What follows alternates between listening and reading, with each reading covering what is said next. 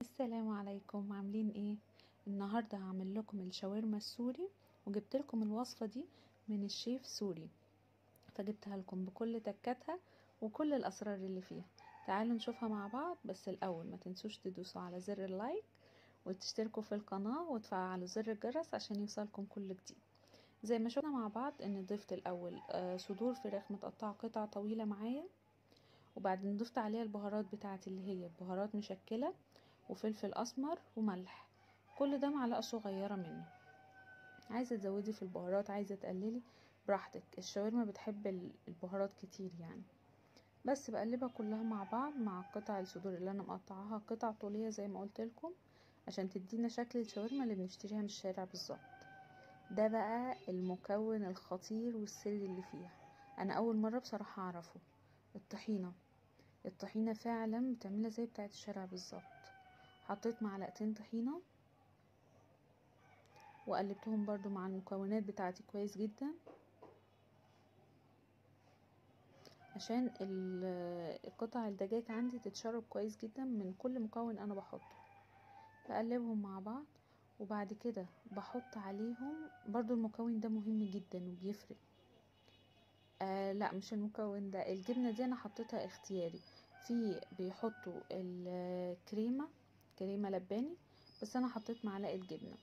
ده بقى المكون المهم جدا اللي هو اللبن. عندي انا حطيت كوباية لبن، كان لبن بلدي عندي بس اي لبن عندك حطيه، وربع كوباية خل صغيرة، ورشة زيت مهمة جدا برضو.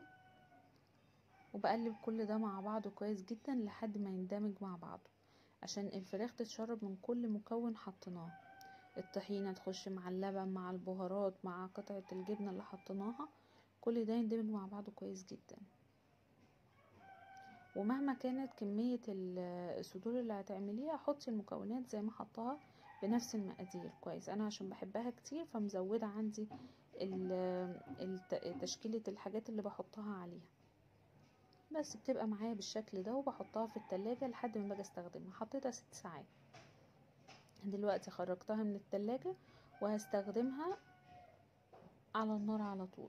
عملت معاها ايه بقى؟ قطايه متقطعه شرايح بالطول، وفلفل شرايح بالطول، وبصلايه برضو مقطعاها شرايح بالطول. استخدمت فلفل حامي وفلفل الوان. في حله على النار بقى هحط شويه حلوين كده من الزيت،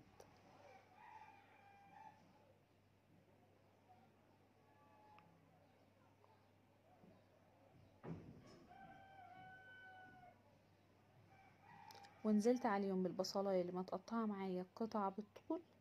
انا مش عايزه البصلايه تتحمر ولا عايزاها تغير لونها، يا دوب عايزاها تدبل، بس تدبل حلو. بعد ما البصلايه دبلت معايا وبقيت بالشكل ده، هحط عليها الفلفل بتاعي. انا بحبها بالطريقه دي، في ناس بتحط البصل والفلفل بعد الشاورما، بس انا مبحبش الحاجه تقرمش معايا في الساندوتش، فبحبها يعني دبلانه مستويه كويس. بس بحطهم وبقلبهم مع بعض ياخدوا تشويحه كده حلوه على النار مع بعض. وما دبلوا معايا بالشكل ده الاتنين مع بعض، هجيب بقى عليهم الشاورما. الشاورما بتاعتي نزلتها على الحله اللي على النار، وهقلبهم بقى كويس جدا مع بعض.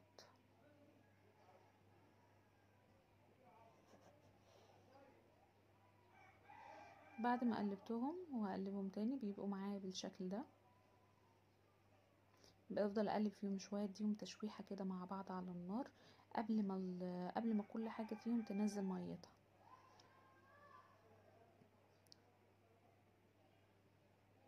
بس بغطي عليها، وانا مغطيه عليها كل حاجه بتنزل ميتها عشان تتسوى فيها المكونات اللي حطيناها، تتسوى فيها كويس جدا.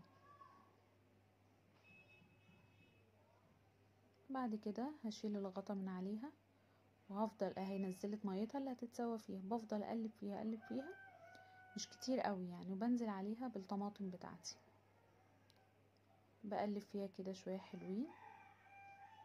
ما انا مبغطيهاش تاني، بفضل اقلب فيها لحد ما المية بتاعتها تشربها وتتسوى فيها، تشرب المية وتاخد معايا كده شكل مقرمش على حسب ما انت بتحبي طراوتها.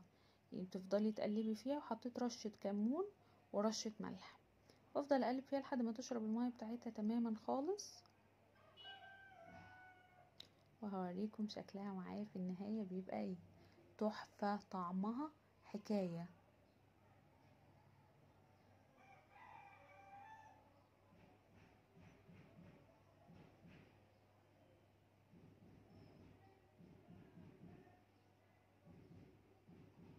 والشاورما دي بقيت معايا بالشكل التحفة ده، وبألف هنا وشفا.